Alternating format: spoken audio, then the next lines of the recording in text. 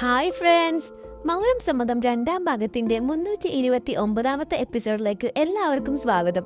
Channel ഇതുവരെ subscribe ചെയ്യാതെ കാണുന്നവരുണ്ടെങ്കിൽ തീർച്ചയായിട്ടും സബ്സ്ക്രൈബ് ചെയ്യുക, ലൈക്ക് ചെയ്യുക, ഷെയർ ചെയ്യുക, കമന്റ് ചെയ്യുക. അപ്പോൾ വൈകിപ്പിക്കാതെ തന്നെ നമുക്ക് വീഡിയോയിലേക്ക് പോവാം. എപ്പിസോഡിന്റെ തുടക്ക് തന്നെ കാണിക്കുന്നത് സിദ്ധാർത്ഥിനെയാണ്. സിദ്ധാർത്ഥ ആണെങ്കിൽ അമ്മയുടെ പരാതിയെല്ലാം കേട്ട് ജ്യോതിയോട് എന്താ പ്രശ്നം ചോദിക്കാൻ വന്നിരിക്കുകയാണ്. അങ്ങനെ ജ്യോതിയോട് ചോദിക്കുമ്പോൾ ജ്യോതി പറയും, അത് പിന്നെ സിദ്ധാർത്ഥ്, എന്നോട് അമ്മ ഞാൻ വിഷമിച്ചിരിക്കുന്ന കണ്ടപ്പോൾ എന്താണ് കാര്യം എന്ന് ചോദിക്കാവുന്നതാ. പക്ഷേ ഞാനാണെങ്കിൽ എനിക്ക് എത്ര ശ്രമിച്ചിട്ടാണെങ്കിലും വീട്ടിലെ പ്രശ്നങ്ങളൊന്നും മറക്കാൻ പറ്റുന്നില്ല. അതുകൊണ്ട് തന്നെ ഞാൻ ആകെ മൂഡ് ഓഫ് ആയിരുന്നു. അപ്പോൾ അമ്മ എന്നോട് ചോദിച്ചപ്പോൾ എൻ്റെ വായെന്നറിയാതെ നിങ്ങൾക്കതൊന്ന് പറഞ്ഞാൽ മനസ്സിലാവില്ലെന്ന് പറഞ്ഞു പോയി. അതിൽ അമ്മക്ക് ഒരുപാട് വിഷമമായെന്ന് എനിക്കറിയാം. എനിക്കും അതിൽ ഒരുപാട് വിഷമമുണ്ട്. ഞാൻ ഒരിക്കലും അങ്ങനെ പറയാൻ പാടില്ലായിരുന്നു. അപ്പോൾ സിദ്ധാർത്ഥ് പറയും, അതായിരുന്നു പ്രശ്നം. അമ്മയുടെ വർത്തമാനം കേട്ടപ്പോൾ ഞാൻ വിചാരിച്ചു ഒരുപാട് വലിയ പ്രശ്നമാണെന്ന്. ഇതൊരു ചെറിയ കാര്യമുള്ളൂ. അമ്മയ്ക്ക് നിന്നെ കുറിച്ച് ഒരുപാട് ചിന്തയുണ്ട്. അതുകൊണ്ടാണ് അമ്മ നിന്നോട് ചോദിച്ചത്. അല്ലാന്നുണ്ടെങ്കിൽ അമ്മ നിന്റെ മൈൻഡ് തന്നെ ചെയ്യില്ലല്ലോ. അപ്പോൾ ജ്യോതിയും പറയും, അതെ, എനിക്ക് ഒരുപാട് വിഷമമുണ്ട്. എനിക്ക് അമ്മയോട് സോറി ചോദിക്കണം എന്നുണ്ടെന്ന് പറഞ്ഞിട്ട് ഞാൻ അമ്മയോട് സോറി ചോദിക്കാം എന്ന് പറയും. അപ്പോൾ സിദ്ധാർത്ഥ് പറയും, അതെ, അമ്മയോട് നീ സോറി ചോദിച്ചാൽ നീയും ഹാപ്പി, അമ്മയും ഹാപ്പി. അപ്പോൾ പിന്നെ ഞാൻ ഫോർ എവർ ഹാപ്പി. അങ്ങനെ ജ്യോതിയാണെങ്കിൽ സോറി പറയാൻ വേണ്ടി നിൽക്കുകയാണ്. പിന്നീട് കാണിക്കുന്നത് സ്കൂട്ടിയിൽ വന്നുകൊണ്ടിരിക്കുന്ന ആശയാണ്. അയാളാണെങ്കിൽ നടന്നു പോകുന്നതിനേക്കാൾ മെല്ലെയാണ് പോകുന്നത്. ആശ പറയും, ഇങ്ങനെ പോയാൽ എനിക്ക് പെട്ടെന്ന് എത്താൻ പറ്റില്ലല്ലോ. പക്ഷെ അയാളുടെ വണ്ടി പുതിയ അതുകൊണ്ട് തന്നെ അയാൾക്ക് സ്പീഡിൽ ഓടിക്കാനും പറ്റുന്നില്ല. പുറകിലാണെങ്കിൽ അവന്മാരൊരു ഓട്ടോറിക്ഷയിൽ വരുന്നുണ്ട്. അങ്ങനെ ഒരു നിവർത്തിയില്ല എന്ന് കാണുമ്പോൾ ആശ എന്നെ സ്കൂട്ടി എങ്ങനെയൊക്കെ എടുത്ത് ഓടിക്കാൻ നോക്കും. അങ്ങനെ ഒരു വിധത്തിലൊക്കെ ആശ ആ വണ്ടി അഡ്ജസ്റ്റ് ചെയ്തുകൊണ്ട് ഓടിച്ചുകൊണ്ടിരിക്കുമ്പോഴായിരിക്കും മുന്നിലൂടെ കുറച്ച് സ്ത്രീകൾ കലവും കൊണ്ടുവരുന്നത്. അവരുടെ കയ്യിലാണെങ്കിൽ ആ കലമെല്ലാം തട്ടി മറിഞ്ഞു പോകും. ആശ കുറെ സോറിയൊക്കെ പറഞ്ഞുകൊണ്ട് വീണ്ടും വണ്ടി എടുത്തുകൊണ്ട് പോകും. പിന്നീട് ഓഫീസ് കാണിക്കുമ്പോൾ അശോകിന്റെ സമയം വരും. അങ്ങനെ അശോക് പ്രസന്റേഷൻ ചെയ്യാൻ തുടങ്ങും. അപ്പൊ നിരഞ്ജൻ വിചാരിക്കും, ഇത്തവണ ആശയ്ക്ക് എന്തായാലും ജയിക്കാൻ കഴിയില്ല. കാരണം അവൾ ഇവിടെ എത്തിയിട്ട് തന്നെ ഇല്ല, അവൾക്ക് എത്താനും കഴിയുന്നില്ല. അങ്ങനെ പോയി ആശയും അവരും കൂടി നേർക്ക് നേർ വന്ന് നിൽക്കുകയാണ്. അങ്ങനെ അശോകിന്റെ പ്രസന്റേഷൻ എല്ലാം കഴിയും. പിന്നീട് ആശ അഗ്നിഹോത്രി എന്ന് വിളിക്കും. അപ്പോഴാണെങ്കിൽ ആശയെ അവിടെ കാണാനില്ല.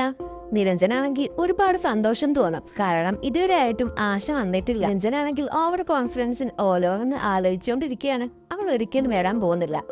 പിന്നീട് കാണിക്കുന്നത് ആശയാണ്. ആശയാണെങ്കിൽ ഒന്നും നോക്കാതെ പറപ്പിച്ച് വിടാണ്. അവരും അതേപോലെ തന്നെ സ്പീഡിൽ വരുന്നുണ്ട്.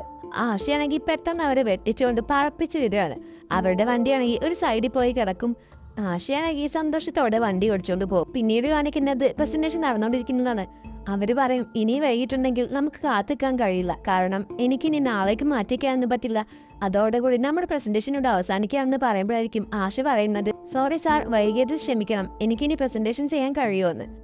അപ്പോഴാണെങ്കിൽ നിരഞ്ജനും അശോകും എല്ലാവരും അത്ഭുതപ്പെട്ടിരിക്കുക. ചില കാരണങ്ങൾ കൊണ്ട് വൈകിപ്പോയി, എന്നോട് ക്ഷമിക്കൂ, എനിക്കിനി പ്രസന്റേഷൻ ചെയ്യാൻ കഴിയില്ലേ.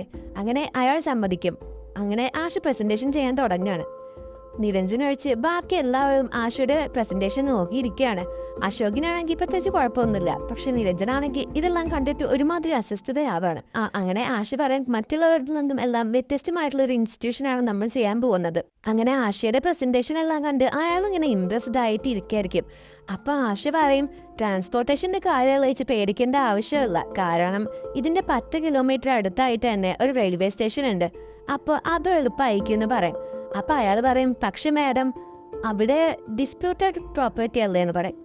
അപ്പൊ ആശയ്ക്കാണെങ്കിൽ പെട്ടെന്നൊന്നും പറയാൻ കിട്ടില്ല. ആശയുടെ മൈൻഡ് പെട്ടെന്ന് കട്ടാവാണ്. അങ്ങനെ ആശ ആകെ ടെൻഷൻ അടിച്ചിങ്ങനെ ഇരിക്കുമ്പോഴായിരിക്കും അശോക് ഇതെല്ലാം കണ്ടുകൊണ്ട് ആകെ ഒരുമാതിരി ആവുന്നത്. അങ്ങനെ അശോക് പെട്ടെന്ന് ആശയെ ഹെൽപ്പ് ചെയ്യാണ്. അശോക് ഒരു ഫയൽ എടുത്തുകൊണ്ട് പറയും, സാർ, ആശ പറയുന്ന സ്ഥലം എന്ന് പറയുന്നത് റൈറ്റ് സൈഡിലാണ്. പക്ഷേ ഈ ഡിസ്പ്യൂട്ടഡ് പ്രോപ്പർട്ടി എന്ന് പറയുന്നത് ലെഫ്റ്റ് സൈഡാണ്. അതുകൊണ്ട് ഇത് ആശയുടെ കാര്യത്തിനെ ബാധിക്കുന്നതല്ല എന്ന് പറയും. വേണമെങ്കിൽ ഈ ഫയൽ ചെക്ക് ചെയ്യാം, ഇത് ആശ തരാൻ മറന്നുപോയതായിരിക്കും എന്ന് പറയും. അയാൾ അതെല്ലാം നോക്കിയിട്ട് പറയും, അതെ, ഇതെല്ലാം ഓക്കെയാണ്, കുഴപ്പമൊന്നുമില്ല എന്ന് പറയും. അപ്പോഴാണ് ആശയ്ക്ക് ശരിക്കും സമാധാനം ആവുന്നത്. അങ്ങനെ ആശയുടെ പ്രസന്റേഷൻ എല്ലാം കഴിഞ്ഞ് ആശ അവിടെ ഇങ്ങനെ അശോക് ഹെൽപ്പ് ചെയ്ത കാര്യം ആലോചിച്ച് ഇങ്ങനെ നോക്കിയിരിക്കുകയായിരിക്കും.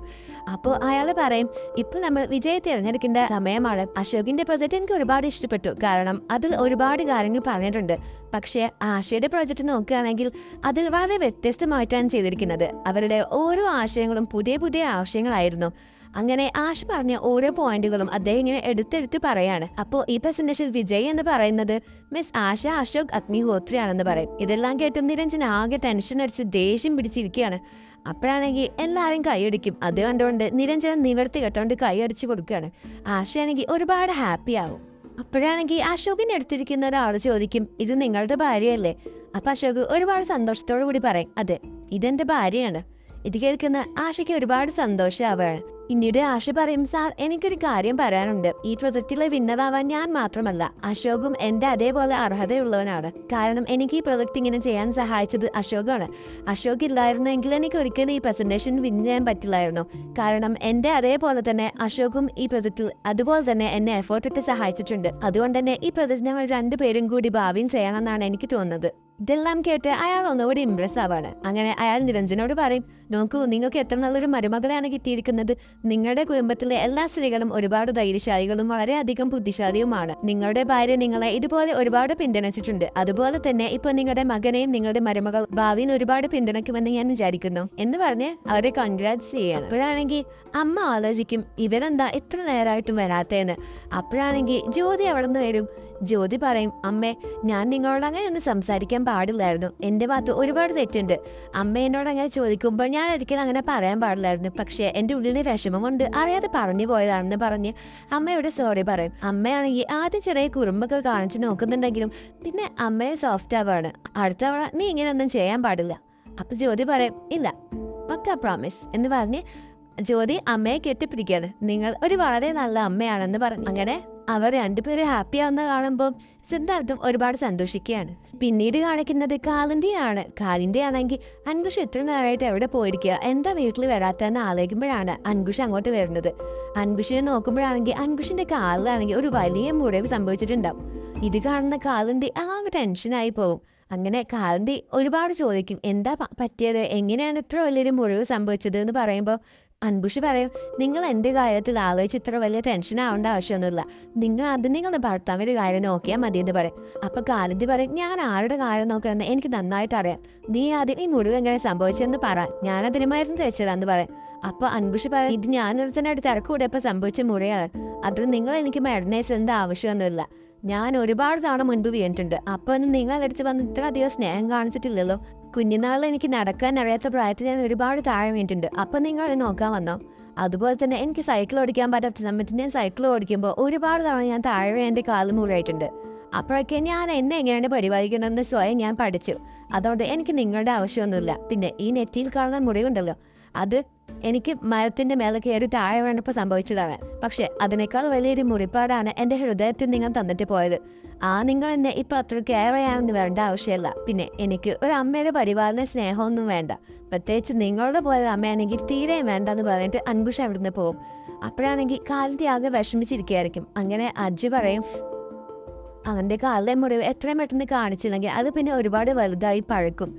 അപ്പൊ കാലിന്തി പറയും, അതിന് ഞാൻ സമ്മതിക്കില്ല, അവന്റെ മുറിവ് എങ്ങനെയൊക്കെ ഞാൻ ശരിയാക്കി കൊടുക്കുന്നു പറയും. അപ്പൊ അത് ചോദിക്കും, അതെങ്ങനെയാണെന്ന്. അപ്പൊ കാലിന്തി പറയും, അതൊന്നും എനിക്കറിയില്ല, പക്ഷെ അവന്റെ മുറിവ് എങ്ങനെയും മാറ്റി കൊടുക്കണം എന്ന് പറഞ്ഞിട്ട് അവിടെ നിന്ന് പോകും. പിന്നീട് കാണിക്കുന്നത് ആശയും അശോകിനെയാണ്. അശോകാണെങ്കിൽ ആശ ലേറ്റായി വന്നതിനെ കുറിച്ച് ഇങ്ങനെ പറഞ്ഞ് ചൂടായിക്കൊണ്ടിരിക്കുകയായിരിക്കും. അപ്പൊ ആശ പറയും, അതൊക്കെ അവിടെ നിൽക്കട്ടെ, എനിക്ക് നിങ്ങളോട് ആദ്യം താങ്ക്സ് ആണ് പറയാനുള്ളത്. നിങ്ങൾ എന്നെ അങ്ങനെ ഹെൽപ്പ് ചെയ്തില്ലെങ്കിൽ എനിക്കിപ്പോൾ ഇത് കിട്ടില്ലായിരുന്നു. പിന്നെ ഇനി ഞാൻ നിങ്ങൾ ചോദിച്ചതിന് ഉത്തരം പറയാം. ദാ ഈ മുറിവ് കണ്ടില്ലേ അശോക്, ഞാൻ വീട്ടിൽ നിന്ന് ഇറങ്ങിയപ്പോൾ കുറച്ച് പേരെന്നെ കിഡ്നാപ്പ് ചെയ്തു, അങ്ങനെ സംഭവിച്ചതാണ് ഈ മുറിവ്, അതുകൊണ്ട് ഞാൻ ലേറ്റ് ആയതെന്ന് പറയും. അപ്പോഴാണെങ്കിൽ അശോക് ആകെ ഷോക്കായി, എവിടെ, എന്താ പറ്റിയത്, എങ്ങനെ ഇതൊക്കെ സംഭവിച്ചെന്ന് പറയും. അപ്പോൾ ആശ നടന്ന കാര്യം പറയും, ഞാൻ ഇവിടുന്ന് ഇറങ്ങി വേഗം ഇവിടെ എത്താൻ വേണ്ടി ഒരു ഓട്ടോ കയറി, അവരാണെങ്കിൽ എന്നെ വേറെ എവിടെ കൊണ്ടുപോയി ഇറക്കി, അവരാണെങ്കിൽ എന്നെ കിഡ്നാപ്പ് ചെയ്തു എന്ന് പറയും. അപ്പോഴാണെങ്കിൽ അശോകിന് ആകെ ഒരുമാതിരി തോന്നും. അങ്ങനെ അശോകന്റെ കയ്യിലൊരു ടവൽ എടുത്തുകൊണ്ട് ആ മുറിവ് കെട്ടിക്കൊടുക്കും. അപ്പോഴാണെങ്കിൽ ആശ അശോകനെ ഇങ്ങനെ നോക്കി നിൽക്കുകയായിരിക്കും. അപ്പോഴാണെങ്കിൽ അശോക് ചൂടായിട്ട് പറയും, നീ ഇപ്പോഴും കണ്ട ഓട്ടോറിക്ഷയിലൊക്കെ കയറി എന്തിനാ അങ്ങനെ വരുന്നത്? നീ അങ്ങനെ ഓട്ടോയിലൊന്നും കയറി വരണ്ട, അതല്ല നിനക്ക് ആ ഓട്ടോറിക്ഷയുടെ നമ്പർ ഓർമ്മയുണ്ടോ? അപ്പോഴാണെങ്കിൽ ആശ പറയും, ഇല്ല അശോക്, എനിക്ക് അത് ഓർമ്മയൊന്നുമില്ല, അത് സാരമില്ല, നിങ്ങളത് വിട്ടേക്ക്, ഇപ്പം എല്ലാം ശരിയായില്ല എന്ന് പറയും. അപ്പോഴാണ് അശോകിനെ ഒരു കോൾ വരുന്നത്. അത് നിരഞ്ജനായിരിക്കും. നിരഞ്ജൻ പറയും, അശോക് നീ പെട്ടെന്ന് വാ, നമുക്കൊരു മീറ്റിംഗ് ഉണ്ട് എന്ന് പറയും. അപ്പൊ അശോക്, അച്ഛാ ഞാനിപ്പോൾ വരാന്ന് പറയും. അങ്ങനെ നിരഞ്ജൻ കോൾ കട്ട് ചെയ്യാണ്. എന്നിട്ട് നിരഞ്ജൻ ഇങ്ങനെ മനസ്സിൽ വിചാരിക്കും, എന്തൊക്കെ ചെയ്യുമ്പോഴാണെങ്കിൽ നീ അതൊക്കെ തകർത്തോണ്ട് മുന്നിലാവുകയാണല്ലോ ആശേ, പക്ഷേ ഇങ്ങനെ പോയാൽ ശരിയാവില്ല. ഇനി എൻ്റെ പ്ലാൻ തകർക്കാൻ എനിക്ക് ഒരിക്കലും കഴിയില്ല. എത്ര വില കൊടുത്തിട്ടാണെങ്കിലും ഞാൻ ഇത് നടത്തിയിരിക്കുന്ന നിരഞ്ജൻ ഇങ്ങനെ മനസ്സിൽ വിചാരിക്കുകയാണ്. എന്ന് പറഞ്ഞുകൊണ്ട് നിരഞ്ജൻ അത് ആലോചിച്ചിരിക്കുന്നത് കാണിച്ചുകൊണ്ട് 329ാമത്തെ എപ്പിസോഡ് അവസാനിക്കുകയാണ്. നിരഞ്ജൻ എന്തായിരിക്കും അങ്ങനെ പറയാനുള്ള കാരണം, ആഷിക്കിന് എന്തെങ്കിലും സംഭവിക്കുകയോ, എന്തായിരിക്കും നിരഞ്ജന്റെ പ്ലാൻസ് എന്നൊക്കെ നമുക്ക് അടുത്ത എപ്പിസോഡിൽ കാണാം. അപ്പോൾ ഈ എപ്പിസോഡ് എല്ലാവർക്കും ഇഷ്ടപ്പെട്ടെന്ന് വിചാരിക്കുന്നു. ഇഷ്ടപ്പെട്ടാൽ തീർച്ചയായിട്ടും ലൈക്ക് ചെയ്യുക, ഷെയർ ചെയ്യുക, കമൻറ്റ് ചെയ്യുക. അപ്പോൾ അടുത്ത എപ്പിസോഡ് നമ്മൾ വീണ്ടും വരുന്നതായിരിക്കും. അത് അടുത്ത തിങ്കളാഴ്ച രാത്രി 8 മണിക്കായിരിക്കും അപ്ലോഡ് ചെയ്യുന്നത്. അപ്പോൾ അടുത്ത വീഡിയോയിൽ കാണുന്നവരെ ബൈ.